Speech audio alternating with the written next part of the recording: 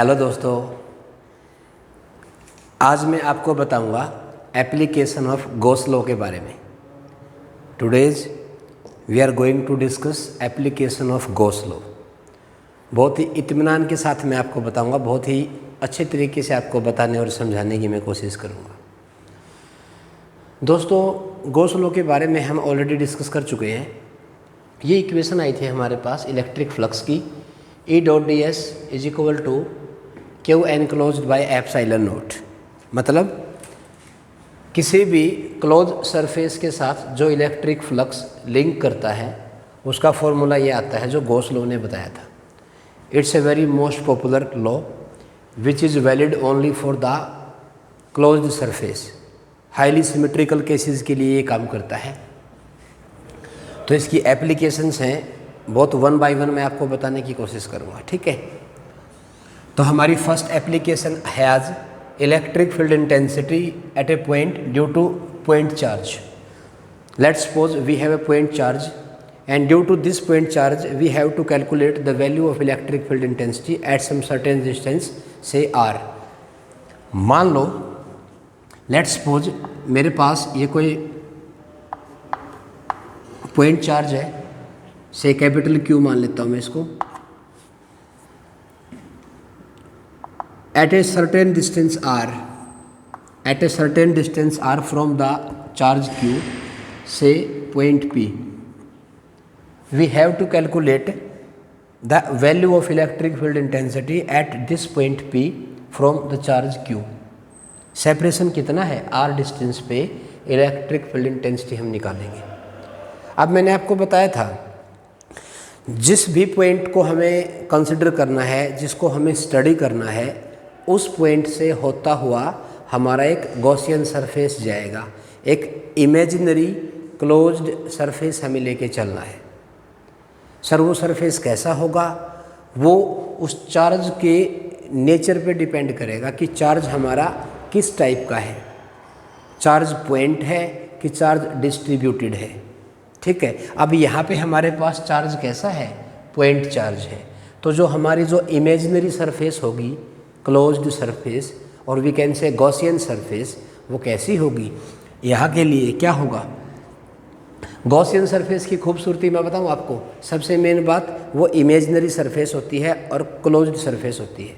Second point, वो जो point हमारा अंडर ऑब्जर्वेशन है उस पॉइंट से वो पास करती है। सच दैट जो एंगल होगा ना इलेक्ट्रिक फील्ड लाइन के बीच में और एरिया वेक्टर के बीच में, जो एंगल होगा वो लगभग स्टैंडर्ड एंगल होना चाहिए। स्टैंडर्ड मीन्स या तो 0 डिग्री या 90 या 180 डिग्री। ये कुछ मेन पॉइंट हैं गॉसियन सरफेस को लेने के।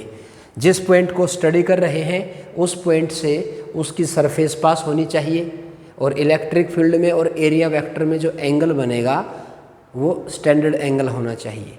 तो इसका मतलब मैंने एक सरफेस इमेजिन कर ली इस पॉइंट से होती हुई। थोड़ा इसको मैं कम कर लेता हूँ। मान लो यहाँ ले ली मैंने ये P पॉइंट। तो मैंने क्या किया, इस डिस्टेंस को रेडियस मान के और इसको सेंटर लेके एक स्फेरिकल गॉसियन सरफेस मैंने कंस्ट्रक्ट कर ली दोस्तों। ये आ जाएगी। तो इसका मतलब ये मेरी गॉसियन सरफेस है, spherical in all possible 3D। अब इस पॉइंट पे बताओ आप, इसकी वजह से इलेक्ट्रिक फील्ड लाइंस कहाँ रहेंगी? Radially outward. E की डायरेक्शन तो ये आ गई।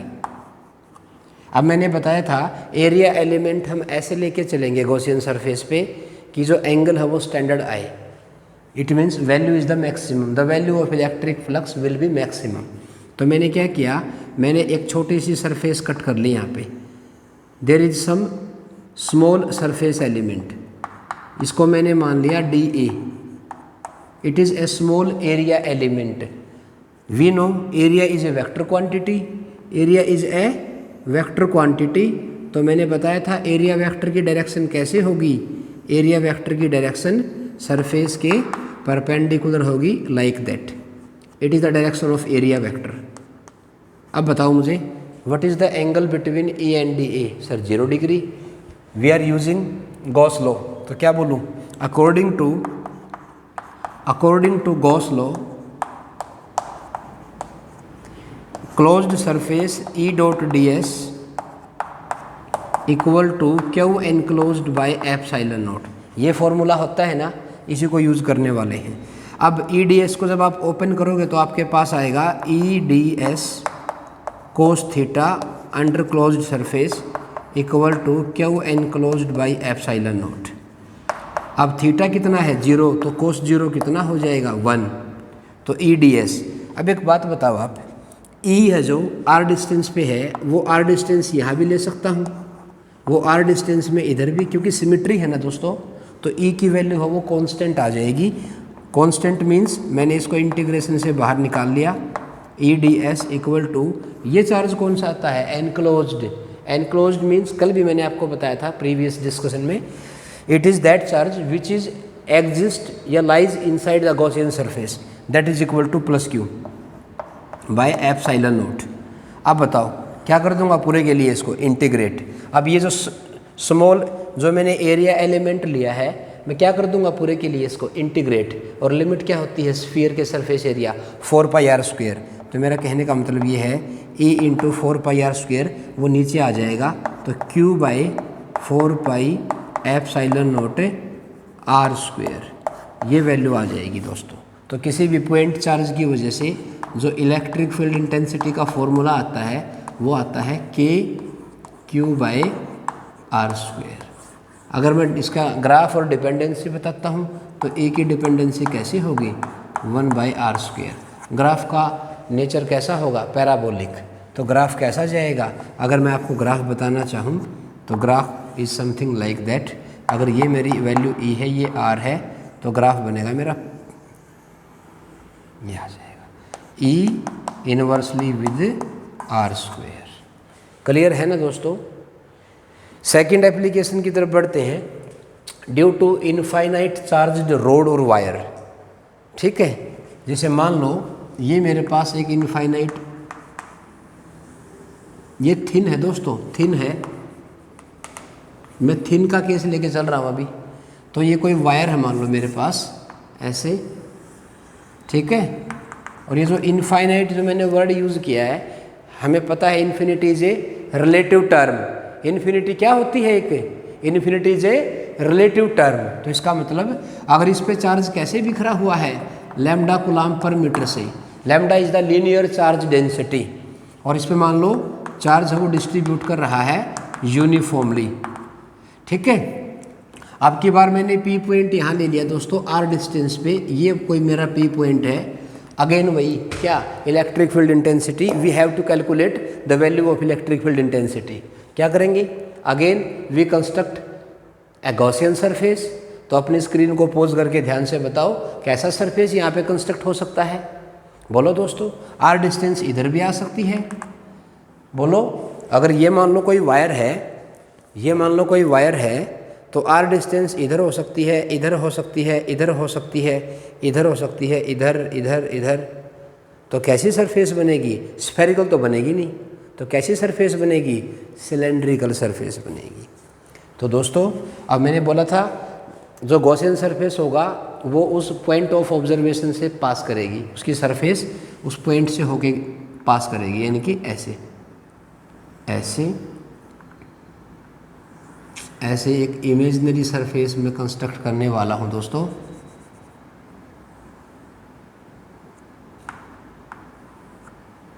ओके, लाइक दैट, ये आ जाएगी। अब मुझे फ्लक्स फाइंड आउट करना है, तो एक बात बताओ, अब इसमें जो फ्लक्स होगा यानी कि जो इलेक्ट्रिक फ्लक्स होता है ई डॉट डी एस किसके इक्वल आएगा, Q enclosed by epsilon naught. ये फ्लक्स जो होगा फाई, ये बेसिकली टू रीज़न की वजह से होगा।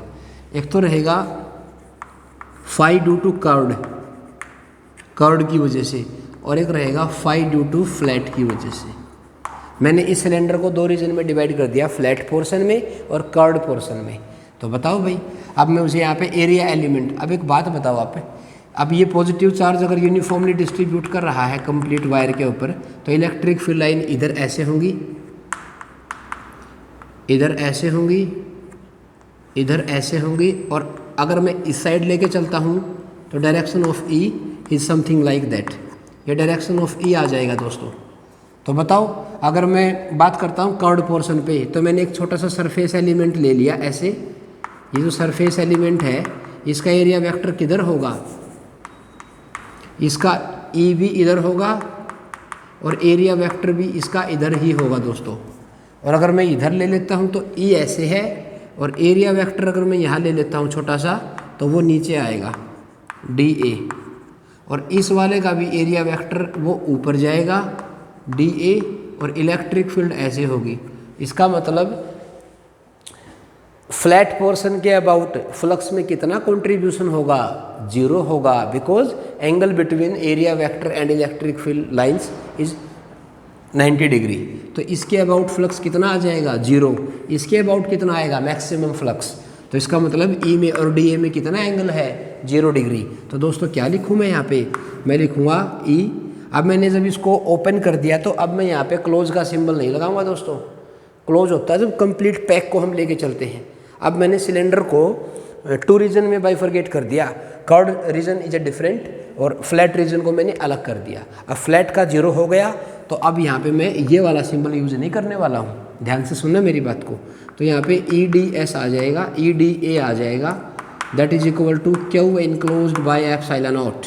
तो ई को मैंने बाहर निकाल लिया क्योंकि आर डिस्टेंस कर्व्ड रीजन में सेम रहेगी पूरे में, तो ई आ जाएगा बाहर, यह आ जाएगा डी ए। अब क्यू एनक्लोज्ड कितना है इस रीजन में, मान लो इसकी लेंथ एल है। बताओ, ये जो मैंने इमेजिनरी सरफेस कंस्ट्रक्ट किया है इसकी लेंथ एल मान लेता हूँ। तो आपको पता है लैम्डा इक्वल टू क्या होता है, चार्ज पर यूनिट लेंथ। तो चार्ज किसके इक्वल आ जाएगा, लैम्डा इंटू एल। तो इसका मतलब यहाँ पे मैं लिखने वाला हूँ lambda into L divide by epsilon naught. तो बताओ ई इक्वल टू किसके इक्वल आ जाएगा, ये कितना आ जाएगा, सिलेंडर का कर्व्ड सरफेस एरिया किसके इक्वल होता है, 2 पाई आर एल। तो इसका मतलब ये नीचे आ जाएगी lambda L by 2 pi r L epsilon not. बोलो दोस्तों, अरे कर लोगे ना। तो ये एल से एल कट जाएगा, तो ई की वैल्यू किसके इक्वल आ जाएगी, lambda by 2 pi epsilon naught, 2 pi epsilon naught r, और we can say E equal to 2k lambda by r. ये वैल्यू आ जाएगी दोस्तों। अगर मैं इसकी डिपेंडेंसी आपको बताता हूँ तो इसकी डिपेंडेंसी कैसे आएगी, देखो ई है जो वैल्यू है ई की, वो 1/r है। तो ये ग्राफ आएगा यहाँ पे, कैसा ग्राफ आएगा, हाइपरबोलिक ग्राफ आएगा ऐसे। अगर मैं यहाँ पे इसका ग्राफ आपको बना के बताता हूँ तो ये ग्राफ ऐसे आएगा, हाइपरबोलिक। अपनी स्क्रीन को पॉज करो, इसको अच्छे से लिखो। नेक्स्ट जो फर्दर एप्लीकेशन है वो मैं आपके सामने लेके आ रहा हूँ।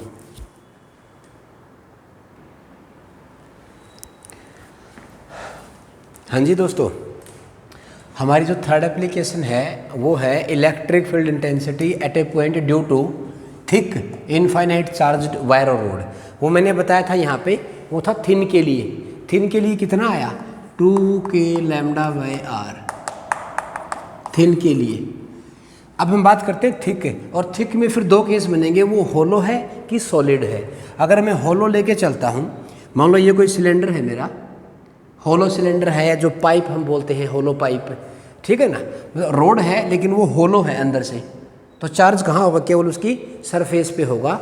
और सरफेस के लिए मैंने बोल दिया सिग्मा कूलम्ब पर मीटर स्क्वायर, और ये अप टू इन्फिनिटी है। ओके, अब मुझे निकालना है, अब इसके 2 केस बनेंगे। अगर इसका रेडियस कितना है, अगर इसका रेडियस r है तो इसमें 2 केस बनेंगे। First r less than equal to less than r, और r is greater than r। इसके 2 केस बनेंगे, इसको बोलेंगे इनसाइड और इसको बोलेंगे आउटसाइड। लेट्स सी क्या वैल्यू आती है हमारे पास। अगर मैं पहला केस लेके चलता हूँ आउटसाइड के लिए, तो आउटसाइड के लिए ध्यान से सुनना। मान लो अगर ये it is the central axis, अगर यहाँ से मैं r डिस्टेंस पे क्या ले लेता हूँ, ए गॉसियन सरफेस ले लेता हूँ, और ये मान लो P पॉइंट है मेरा, तो गॉसियन सरफेस भी कैसा जाएगा, also it is also a cylindrical. तो ये गॉसियन सरफेस सिलेंड्रिकल हो जाएगा दोस्तों ऐसे, यह आ जाएगा। अब फिर वही केस बनता है, अब बताओ इलेक्ट्रिक फील्ड लाइंस कैसे होंगी, वो पूरे की पूरी यानी कि ऐसे बनेंगी। देखो क्योंकि इसकी सरफेस पे चार्ज है ना, तो ई की लाइन ऐसे बनेंगी, इसमें इस रीजन में ऐसे बनेंगी। अब जो फ्लक्स में जो कंट्रीब्यूशन था वो कर्ड पोर्शन की वजह से था कि फ्लैट वाले पोर्शन की वजह से था? सर वो तो कर्ड वाले पोर्शन की वजह से था, तो मैं कर्ड वाले पोर्शन को ही लेके चल रहा हूँ। तो using Gauss law E dot D S equal to Q enclosed by epsilon naught. अब एक बात बताओ, जितना भी सिलेंडर है वो पूरा का पूरा गॉसियन सरफेस के अंदर आ गया। अंदर मीन्स तो इसका चार्ज कितना आ जाएगा पूरे के लिए? सिग्मा इक्वल टू होता है चार्ज पर यूनिट एरिया। तो वो किसके इक्वल आ जाएगा? एरिया भी कौन से वाला? वो एरिया जिसमें फ्लक्स प्रेजेंट होता है। वो कौन सा एरिया है? कंप्लीट कि कर्व्ड? और कर्व्ड के लिए क्या होता है सरफेस एरिया का फॉर्मूला? तो q equal to sigma into pi क्या होता है 2 pi r L, 2 pi r और एल मान लो इसकी लेंथ है, ये आ जाएगा। तो बताओ ई डी एस में कितना एंगल है कर्व्ड के अबाउट? मैं कर्व्ड पोर्शन की बात कर रहा हूँ दोस्तों। सर तो जीरो होगा तो मैक्सिमम आ जाएगा। ई इक्वल टू क्या लिखूँ? E D S q enclosed की value sigma into 2 pi r L divide by epsilon naught, और इसकी वैल्यू कितनी आ जाएगी? 2 pi r L, 2 pi r L equal to sigma into 2 pi r L divide by epsilon naught. 2 pi r ने 2 pi are को sorry 2 पाई ने 2 पाई को काट दिया, एल ने एल को मार दिया, तो ई इक्वल टू किसके इक्वल आ गया? Sigma r by r epsilon naught. It is the value of electric field intensity. और अगर डिपेंडेंसी बताऊं तो मैं ई इनवर्सली विद आर, यह आ जाएगा। इसके लिए भी ग्राफ कैसा आएगा? आउटसाइड पॉइंट में उसके लिए भी ग्राफ हमारा कैसा आया था? हाइपरबोलिक। इसके लिए भी ग्राफ कैसा आएगा? हाइपरबोलिक। हाँ, अगर मैं इनसाइड की बात करता हूँ तो इनसाइड के लिए क्या होगा? अब मुझे गॉसियन सरफेस कहाँ लेके चलना पड़ेगा? इसके अंदर लेके चलना पड़ेगा। यानी कि अब मैं इसको यहाँ से रिमूव कर रहा हूँ और अब की बार ये वाला मैंने डिस्टेंस ले लिया, तो अब की बार गॉसियन सरफेस है वो इसके अंदर आ जाएगा ऐसे। अब ये डिस्टेंस आर रहेगा, इसमें भी मैं परपेंडिकुलर वाला यानी कि कर्व्ड रीजन को ही लेके चलूँगा। लेकिन जब मैं इसको कर्व्ड रीजन को लेके चलूँगा, इनसाइड की मैं बात कर रहा हूँ दोस्तों, तो बताओ ई डॉट डी एस जब आएगा, E dot D S equal to Q enclosed by epsilon naught. मैंने कर्व्ड पोर्शन को लेके चला हूँ मैं, तो यहाँ पे ई बाहर आ जाएगा, डी एस आ जाएगा इक्वल टू क्यू एनक्लोज्ड कितना है? सिलेंडर तो हमारा होलो था ना, अब होलो में तो सारा का सारा चार्ज कहाँ पे मिलेगा आपको? सर तो सरफेस पे मिलेगा। तो अंदर कितना चार्ज है? जीरो। तो जीरो बाय समथिंग, तो ये पूरा का पूरा फैक्टर क्या आ जाएगा? ये जीरो आ जाएगा। ये जीरो बन गया। ई और एरिया वेक्टर का मल्टीप्लाई जीरो है। एरिया की वैल्यू जीरो हो नहीं सकती, तो इसलिए इलेक्ट्रिक फील्ड को वहाँ पे जीरो होना पड़ेगा। तो अंदर का मेरा कितना इलेक्ट्रिक फील्ड आया? जीरो। बाहर के लिए क्या आया? Inversely with linear power of r. अगर ग्राफ इसका बना के दिखाऊं तो ग्राफ ऐसा बनेगा दोस्तों।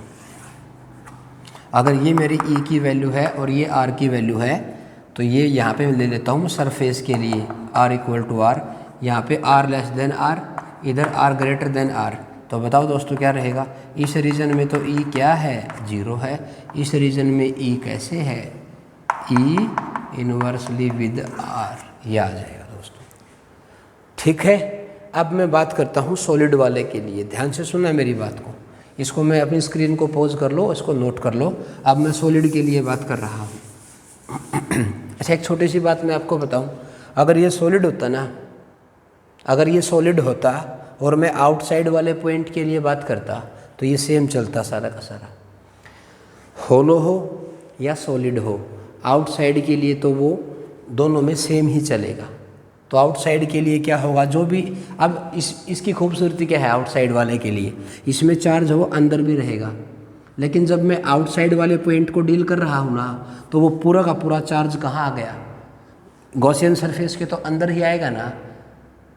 ये जो मेरा पॉइंट ऑफ ऑब्जर्वेशन है, ये आउटसाइड रीजन में बिलोंग करता है ना, तो आउटसाइड रीजन में अगर ये बिलोंग करेगा तो पूरा का पूरा जो क्यू एनक्लोज्ड होगा वो इसी के बराबर तो आएगा ना दोस्तों। तो ये वैल्यू ये सेम चलेगी, बिल्कुल ये सेम रहेगी, होलो हो या सॉलिड हो। लेकिन जो इनसाइड का रीज़न है वो सॉलिड के केस में अलग आ जाएगा। वो क्या होगा मैं आपको बताना चाहता हूँ, तो मैं सिर्फ इसका इनसाइड वाला रीज़न आपको बता रहा हूँ। मैं सॉलिड थिक वायर है मेरे पास, थिक रोड बोल दो या वायर बोल दो, और उसमें मैं इनसाइड के रीज़न को बता रहा हूँ। ई इनसाइड की मैं बात कर रहा हूँ आपसे, ई इनसाइड की हम बात कर रहे हैं। तो बताओ, अगर मैं इसको यहाँ पे आपको बना के दिखाता हूँ, अगर ये मेरे पास कोई सिलेंडर है ऐसे इनफाइनाइट, और अब की बार ये सॉलिड मीन्स इसमें हर जगह पे क्या है, इसकी सरफेस पे भी चार्ज है और इसके इनसाइड में भी चार्ज है, और मान लो ये इन्फिनिटी तक है ऐसे। तो इनसाइड का रीज़न मुझे आपको समझाना है और बताना है। तो किसकी इक्वल वैल्यू आ जाएगी दोस्तों, ध्यान से देखना इसमें। तो अब की बार मैंने क्या किया, ये इसकी सेंट्रल एक्सिस है, तो बताओ मैंने वही r डिस्टेंस पे क्या ले लिया, मैंने इनसाइड में r लेस देन r की मैं बात कर रहा हूँ। तो मैंने एक गॉसियन सरफेस ले लिया लाइक दैट, यह आ जाएगा। अब ये जो मैंने गॉसियन सरफेस लिया है ना मैंने, r रेडियस वाला, छोटा स्मॉल r रेडियस वाला, तो इसके अबाउट अगर मैं अप्लाई करता हूँ यहाँ पे ई डॉट डी एस, अब इसके लिए भी क्या होगा, ओनली कर्ड पोर्शन, सिलेंडर के लिए है ना केवल कर्ड पोर्शन काम करता है दोस्तों, फ्लैट के अबाउट फ्लक्स में कोई कंट्रीब्यूट नहीं होगा। तो यहाँ पे E dot D s close surface equal to Q enclosed by epsilon naught. लेकिन इसमें खास बात मैं आपको बताऊँ, इसमें अब चार्ज है सरफेस पे है या पूरे 3D में है, सर चार्ज तो पूरे 3D में है, और जब when charge distributed in all possible 3D then the distribution of charge is represented by rho। तो यहाँ पे चार्ज कैसे बिखरा हुआ है, rho coulomb per metre cube, it is the volume charge density. तो यहाँ पे किसके इक्वल आ जाएगा, ये बन जाएगा दोस्तों। इसको जब मैं सोल्व करूँगा तो ये आ जाएगा E इंटू किसके इक्वल आएगा, 2πr_L के बराबर आ जाएगा। और क्यू एनक्लोज्ड है मेरे, मुझे निकालना क्यू एनक्लोज्ड मेरे को निकालना है इसमें। तो कितना इसमें आएगा क्यू एनक्लोज्ड, तो मैं यहाँ पे लिखूँगा क्यू, इसको मैं मान लो चार्ज क्यू मान लिया मैंने, क्यू किसके इक्वल आएगा, रो इंटू वी के इक्वल आएगा दोस्तों, रो इंटू वी के इक्वल आएगा। इस छोटे का वॉल्यूम, तो क्यू इक्वल टू रो को रो मैंने रो लिख लिया, वॉल्यूम क्या लिखूँ, सिलेंडर का वॉल्यूम किसके इक्वल होता है, πr²। अब r किसका, पूरे का कि छोटे का, मुझे तो छोटे में, मुझे तो स्मॉल में चार्ज निकालना है, तो स्मॉल का आएगा, तो πr²L यह आ जाएगा दोस्तों। तो बताओ भाई, इसको मैं जब पुट करूँगा यहाँ पे, rho into πr²L divide by epsilon naught, pi ने पाई को मार दिया, r ने r की एक पावर को कैंसिल कर दिया, l ने l, तो इसका मतलब e की वैल्यू कितनी आ जाएगी, रो L/2 एप्सिलॉन नॉट। ये इनसाइड रीजन की बात कर रहा हूँ दोस्तों, ये आ जाएगी डायरेक्टली विद r। तो देखो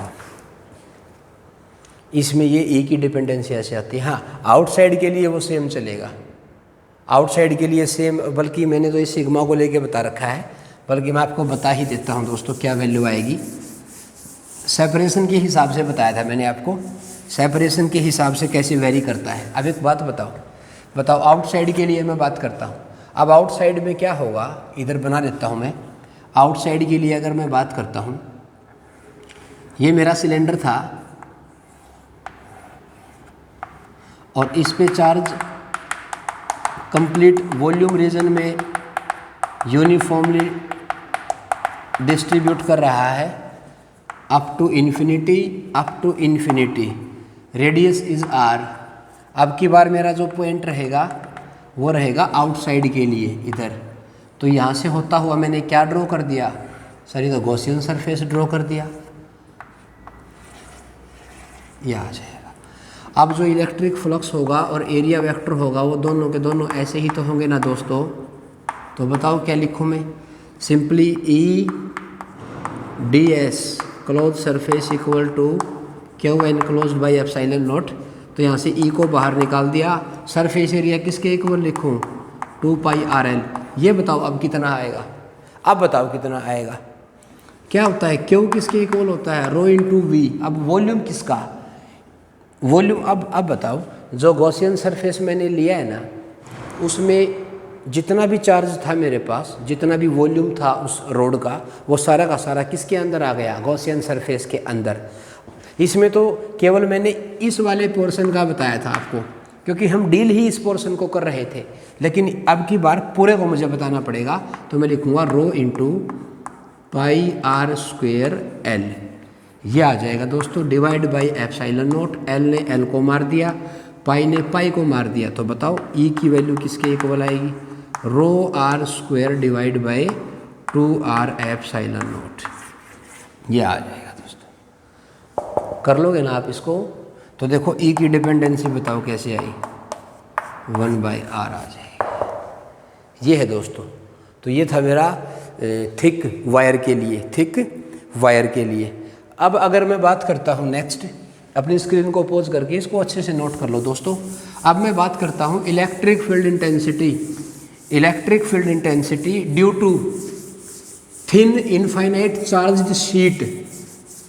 अब मैं शीट की वजह से निकालूंगा electric field intensity. Thin uniformly charged sheet, electric field intensity due to thin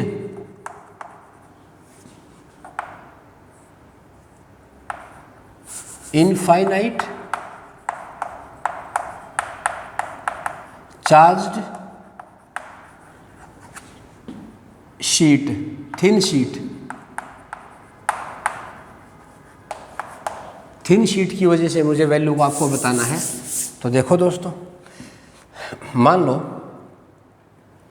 अगर मैं यहाँ पे कोऑर्डिनेट एक्सिस बनाता हूँ, रेफरेंस एक्सिस के अबाउट अगर मैं बात करता हूँ, देखो इधर ऐसे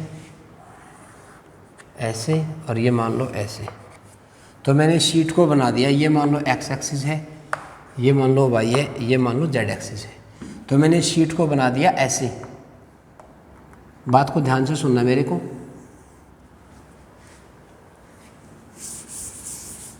अगर मैंने शीट ऐसे बना दी दोस्तों, ठीक है, ऐसे ऐसे और ये ऐसे। अब ये पूरी इन्फिनिटी तक जा रही है, ये भी इन्फिनिटी तक जा रही है, यहाँ से, ठीक है। ये मैंने इसको रख दिया वाई जेड प्लेन में, इसको रखा हुआ वाई जेड प्लेन में, ओके। इस पे यूनिफॉर्मली चार्ज है, चार्ज इज डिस्ट्रीब्यूटेड यूनिफॉर्मली।